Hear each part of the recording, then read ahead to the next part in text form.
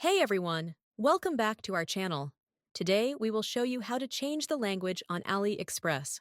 Whether you're more comfortable shopping in your native language, this guide will guide you through the process step by step. So let's get started. Open the AliExpress application on your smart device and check if you are logged into your account. When a new page opens in the lower left corner of the screen, you can see your account. Click on it. And then on the next page in the upper right corner of the screen, look for the setting option, which is represented in the shape of a hexagon, and click on it. Clicking on the setting option will open a new page where you will look for the language option and click on it. The application will open a small window with the offered languages.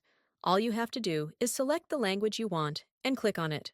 Once you select your preferred language, the app will automatically update and display in the new language. Of course, we will also give you a small note. By updating the application, something has been slightly changed when selecting the country, i.e., the application will only give you certain languages if you select another country, or will only offer you one. And that is that. By following these simple steps, you can change the language on AliExpress to suit your preferences. It's a quick and easy process that can make your shopping experience even better. If this guide helped you, give it a thumbs up and don't forget to subscribe to our channel for more tips and tutorials. Thanks for watching and see you in the next video. Happy shopping!